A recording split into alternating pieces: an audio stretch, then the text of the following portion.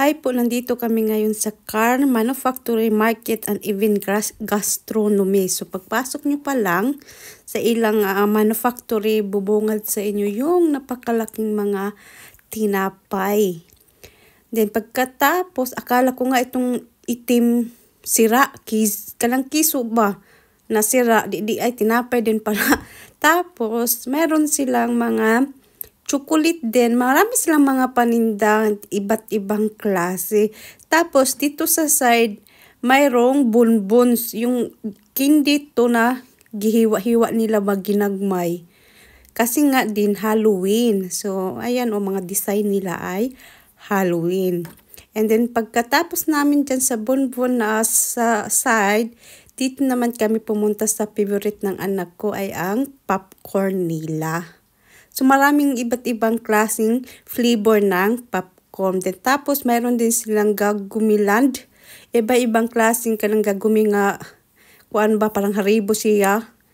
Tapos, maraming flavor. And then, pagkatapos namin pumunta kami dito sa side, marami din silang pinibintang mga design na strawberry ba. Yung mga baso, mga tasa, basta mga plato, lahat ay color ng strawberry. Napakaganda, no?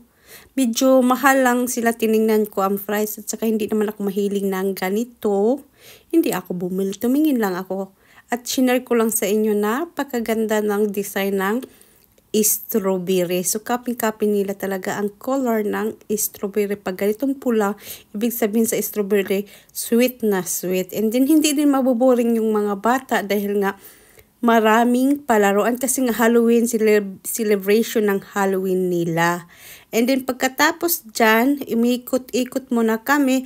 And then, napansin kong itong mga nakasit, pwede kayong bumili pang regalo sa Pasko. Napansin ko nga mayroon din silang alcohol-free pala yan. Tapos, hindi lang yung sa mga alcohol, mayroon din silang mga strawberry na, ayan o, na mamaladi. So, marami kayong pagpilian na pang-sit na pang regalo sa Christmas. So, iba't ibang klase ng pang regalo nyo sa Christmas. And then sa another side din nila, pumunta kami sa section ng mga lutuan ba. So mayroon pa rin silang strawberry kasi nga Bauer Hope o farmer ba itong napakalaking ginawa na nila factory.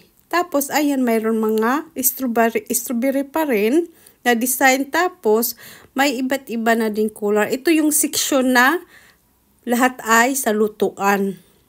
So, alam nyo naman, mahilig ako magluto. Tumitingin-tingin ako anong magandang gamitin. Tapos, ayun, mayroon din silang mga baligya. Tapos, mayroon din silang ayan, mga lagayan, parang mga old style ba, no?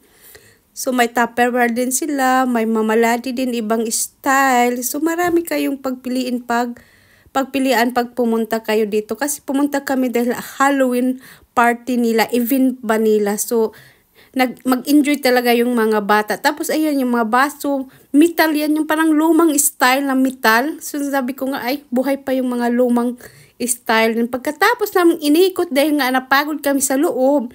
So, nag-order ko cake. Kay lamig ko kayo diri ang cake. And then, sa another side naman nila, mayroon ding sweet, yung may ice cream. So, iba-ibang flavor. Lahat yung gawa ng Car Manufacturing.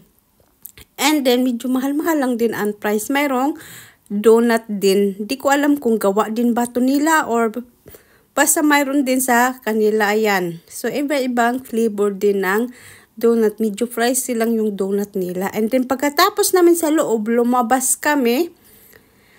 So, paglabas namin, ayan, makikita yung napakadaming kalabasa kasi nga Halloween party nila. So, maraming ride ang mga bata, maraming pagpilian, mag-enjoy talaga yung mga bata. So, may malaking kalabasa, may maliit. So, ayan po ang labas. So, malaking place po siya ng mga bata. Pwede kayong pumasok dyan, mag-ride kayo. Parang, katong tractor ba sa mga magsasaka, pwede kayong mag-ride. Pero may entrance po ang bayad. So, ayan, maraming ulit kalabasa kasi nga Halloween, panahon ng mga kalabasa din dito. So yan yung mga diko. So yan muna